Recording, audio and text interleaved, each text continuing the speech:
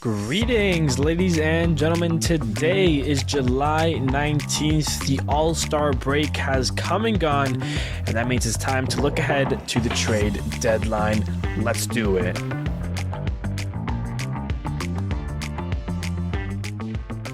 Hello, everybody. My name is Steven. This is the middle of the order. How are we doing today? It is Friday. The All-Star break has come and gone, as I mentioned. We're going to dive into it, talk about the All-Star festivities, and take a look into the next couple of weeks here of what's going on. I got a couple of notes, things I want to talk about and mention here, but I don't expect it to be too long, of course, unlike other episodes. So a nice short and sweet episode to get us started into the second half of the season. So that stuff's all good and dandy there. Thank you guys for tuning in to today's episode. If you are just waking up or however you are listening to this, I appreciate you all. And with that being said, let's start talking about the All-Star Week, specifically the Home Run Derby. And it started off with a tragedy, to be honest with you. The national anthems. That's all I'm gonna say. There's nothing really else to say. If you're listening to this, that means you like baseball. It means you've seen it. It means you have it on your social media feeds, on Instagram, TikTok, whatever, and you've seen enough of it already. But yikes, what a performance that was. But on to the actual Home Run Derby, the new format, the 40 pitches or 3-minute system, the bonus rounds. I loved it. I generally loved the new format. I didn't know how I was going to feel about the whole, all 8 go at once and then we do the bracket. I kind of like the 1 versus 8 to, the bracket system that way. But I think the whole thing worked really well. The first round, there was some interesting performances. Alec Boehm, he was the first guy to go, and he got the most that round, tied with Jose Ramirez. 21 was the high for the first round. Bobby Witt hit 20 and Teoscar hit 19. So those were the first 4 to move on to the second round. The home favorite, Adolis Garcia, only hit 18, was 1 short, and found himself eliminated. Marcelo Zuna, the Big Bear, 16 home runs for him, but he did hit the longest home run. I believe it was 473 feet of the whole competition. But then Pete Alonso, being done this so many times in the last couple of years to win twice, a really lackluster performance by him. He only had 12, and then Gunnar Henderson, one of the favorites going into it, was the worst with only 11. So some stuff there, some big yikes for Alonso and Henderson. Some interesting stuff from Boehm and Witt, to be honest with you. I was not expecting Boehm to move on. A lot of people didn't, but he was there.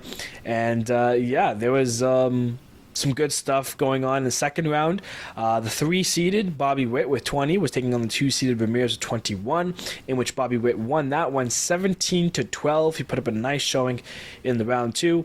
On the other side, Teoscar beats the 1-seed Alec Boehm 16-15. Boehm could just not get that 16th home run. We did do a swing off for that round though, so that was fun. It was tied, and then Teoscar ends up beating the swing round, taking it past Boehm, which brought us to the finale of Teoscar Hernandez versus Bobby Witt Jr. Teoscar got 14. Bobby had 13. 1 swing. It looked like it was going to tie it up, but it just ran short of the wall. About 3 inches or so, 3 feet off the wall there. So Teoscar Hernandez, his first ever time in the Home Run Derby, was the champion. And it was very entertaining, and I had a blast watching it, watched the whole thing. The format I thought was great. I'm really excited to see what the bonus round is, because we had a little bit of a taste of it, but the whole time I was waiting for someone to really screw up in the 40 pitches, out of the 40 hit 11, and then the bonus round would happen. And the bonus round, the way it worked, if you weren't familiar, if you didn't catch it, you get unlimited essentially, but after making 3 outs. If you hit a home run over 425 feet, you get 4 outs. So basically, you have 3 minutes or 40 pitches to get as many as you possibly can, and then you basically get unlimited as long as you're not getting out. I was waiting for someone to just hit like 15 in a row and just absolutely just like crush and just start absolutely destroying the baseballs. That unfortunately did not happen, but I think with this format, it could happen. Maybe not 15 in a row. That's quite a lot, but it definitely could happen. So yeah, definitely enjoyed the new format and enjoyed the home run derby. Congratulations to Oscar Hernandez. Good stuff all the way around there. Very, like, one of my favorite parts about the All-Star Week is just a good time to just sit around with friends and just watch the home run derby. The All-Star Game was also enjoyable this year. In past, I found the All-Star Game to be, at times a little bit lackluster, but this one wasn't the worst one we've had recently. The uniforms were okay. Ohtani hits a 3-run home run for the NL side of things. That would be the only runs for the NL side of things. The AL would respond. Soto an RBI double, and then David Fry came into the game and hit a 2-run single to tie it up.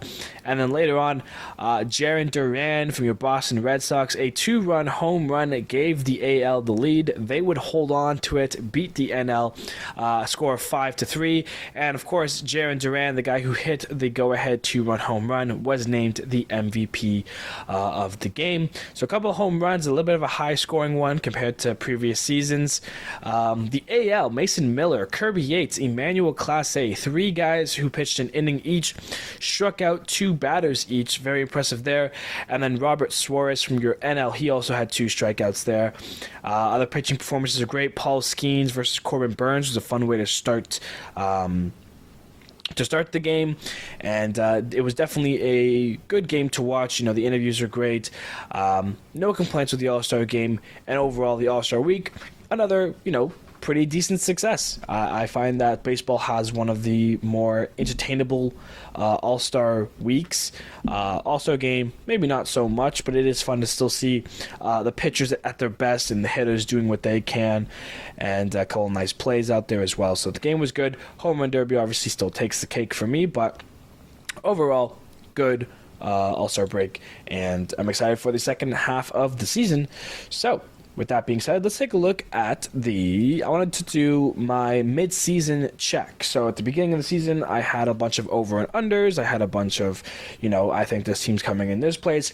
I just wanted to kind of run it through it quickly, compare it to what the standings are actually looking like, and see the difference here. So AL East, Baltimore, Yankees, Red Sox, Rays, Blue Jays. Oilers, Yankees, Red Sox, Rays, Blue Jays. That's what it is as of now. My prediction had Baltimore first, which is correct. Then I had the Blue Jays second, which I have definitely overhyped the Blue Jays at the start of the season. Yankees third, Rays fourth, and the Red Sox fifth. So Rays in the right spot, Baltimore's in the right spot, Blue Jays are way higher up. So that's my AL East struggles. My AL Central, I had a very high hope on the Detroit Tigers. I had them winning the division. They're currently 4th in the division and probably not going anywhere outside of that. The Guardians, I had 4th. They are 1st. So I could have just switched the Tigers and the Guardians, and that division would be perfect because I had the Twins 2nd and the Royals 3rd. So yeah, just a mistake there. And then the White Sox, I had 5th, of course. So the AL Central is actually not bad. It's just the Guardians and Tigers, I overestimated big time on one of them and underestimated one of them big time, but AL Central is not bad. The AL West, I think, is pretty okay. Astros, Rangers, Mariners, Angels, A's is what I have. Mariners are first currently, but the Astros are only a game back of them, so watch out there. And then Texas is 5.5 back, so a little mess up there in the top, but the Angels are right, the A's are right, so overall good. The NL East, I had the Braves over the Phillies, of course, but the Braves have had some brutal injuries, and the Phillies have been playing out of their minds. Phillies, of course, right now in the first seed of the NL East. I had the Marlins third, which is definitely a big mistake as well. They have been a really bad team. They had an awful start to the season, and the Mets fourth and Nationals fifth, so basically switch the Braves and Phillies, and then move the Marlins to last, and it would be a good division there. Probably my biggest mistake is the NL Central. I had the Reds winning it all. I had their young kids coming up and doing fantastic. I don't know if I did this before or after the Noelvi Marte suspension. Not like that one player would make a huge difference, but the Reds have dealt with some injuries. I had the Cubs second, Cardinals third, Pirates fourth, and Brewers fifth. And the Brewers have shut me up big time. They still hold it first, 4.5 above the Cardinals. Then it's the Pirates in third. I'm so like, good job, Pittsburgh. Get hot, man. They're at 500. What are they going to do the second half of the season? I'm on Team Pittsburgh for the rest of the season. The Reds are in fourth and the Cubs are in fifth, but they're all right there. You know, the wild card, 3 games back for the Reds, 3.5 of the Cubs, and they're fifth. So, you know, anything can happen, especially with the second half looming. And then for the NL West, I had the Dodgers D-backs. Then I had the Giants and Padres. I had the Padres fourth. They're currently third, or tied for second, essentially. So, you know, who knows there? The Giants are in fourth, but that, like I said, the Giants are in fourth, 9 games back of the division, but they're 3 games back of the wild card. There's still, you know, a hot week right now, a 7-game winning streak. Who's going to jump out the gates with a 7-game winning streak? Is it the Giants? Because in that case, they could be second by the end of by next week. So you never know, but that is how the divisions are looking right now. The big mistakes, the Blue Jays, the Tigers, the Guardians, the Marlins, Reds, Cubs, and Padres, realistically. I mean, the Padres are fourth in my picks, but they're just like they're a bad 3-game set away from being fourth, so like it's not that bad. But a couple big misses on my end here, looking at it from the beginning of the season. So just mention that really quickly. Thought it would be fun to kind of go over that and see the differences. But this is the kind of part of the episode here that's probably going to take up the remaining couple of minutes that I want to talk about here. The trade deadline. It is slowly going to start approaching, and there are plenty of players that I could see be traded before August 1st. And I want to go over it. I want to do this kind of based off of teams here. So there's 3 teams, I think, that can make the most noise as a seller at the deadline.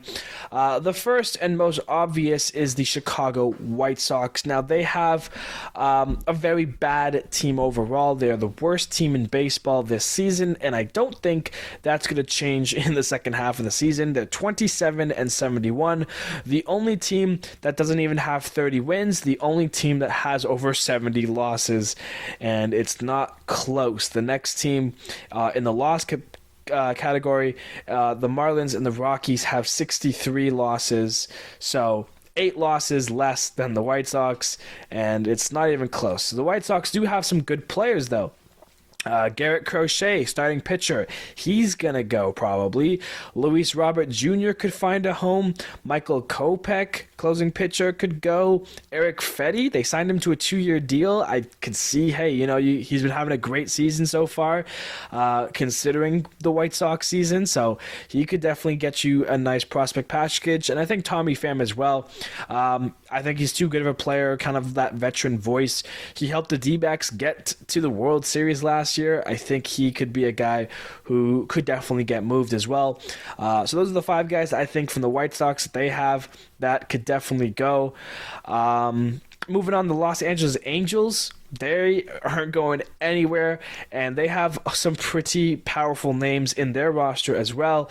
Tyler Anderson, throughout year after year, he kind of has a year where he's fantastic and a year where he's not as much.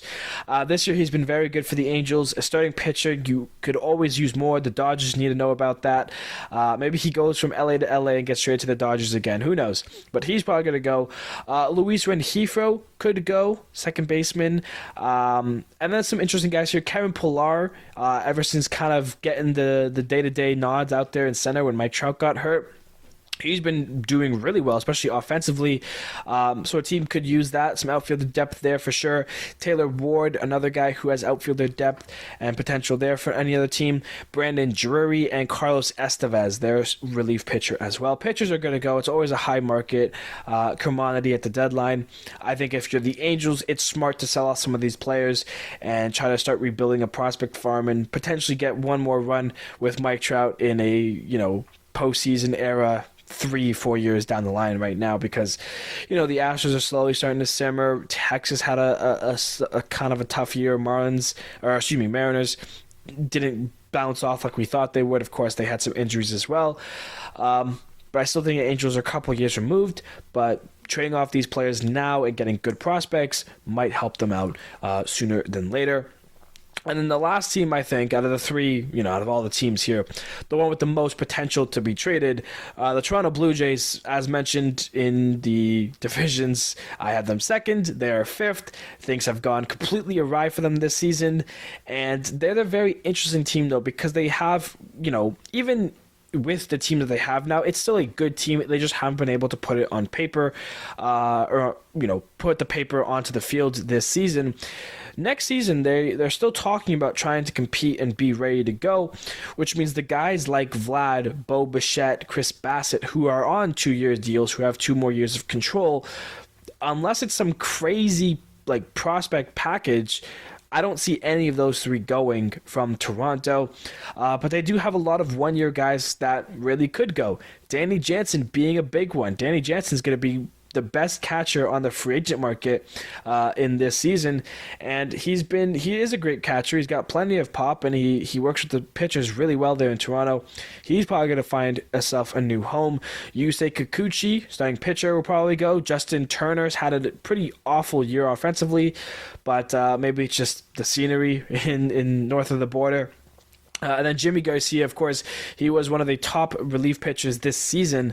The way he'd been going at it. He had a couple struggles recently and then fell to injury. So, that might hurt his value a little bit. But like I said, relief pitchers in general, always looking for, always finding, you always need more of it than you actually think.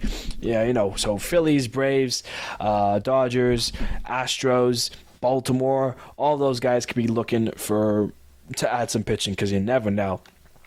Other guys to go that I think, Tampa Bay and Miami, they had a couple each kind of throw in the state of Miami team.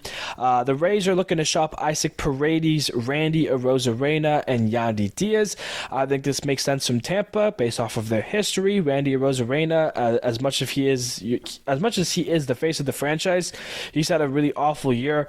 I should know he's kind of been my fantasy bust of the year, and I'm not sure exactly what his plan is going forward, but I do not see him with Tampa much longer.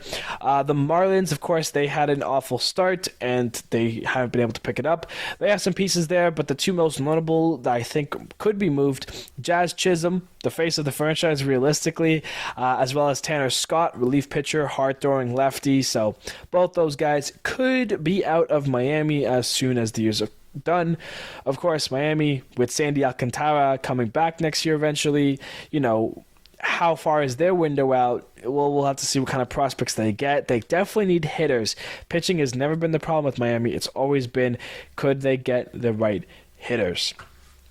And then a couple other guys here, just want to sprinkle in. Max Scherzer, who knows with Texas what their plan is, but Scherzer, it'd be fun to see him get moved. Jack Flaherty, ace for Detroit. He kind of signed that deal and was like, yeah, let's see what happens. And he's been phenomenal. And I think the Tigers, where they're at right now, they would rather take a prospect or two for him and, look towards 2025, 2026, when all their prospects can kind of click together and really get to a new level together. So Flaherty might go. Mason Miller is the interesting one. He said in an interview in his All-Star week that he is the last All-Star for the Oakland Athletics, and that is a true statement because they're no longer going to be the Oakland Athletics. And I'm not sure if Mason Miller will be a part of the Oakland Athletics come the end of the year here. Oakland obviously should be looking to sell something. What exactly, I don't know. Is it Brent Rooker, Zach Geloff? There are some of these pieces here that they have control over who can develop for a long time. Brent Rooker maybe is the one who could go, but I also think Mason Miller, the rookie, just because he has so much years, he could bring in a huge prospect haul or a couple top prospects from a team like Baltimore, who has a farm system out the wazoo. So Mason Miller could go. And then I also want to mention Ryan McMahon. Colorado will slowly start to kind of build a team here. Guys like Ezekiel Tovar and Brenton Doyle, I feel like are forming this new core kind of in Colorado.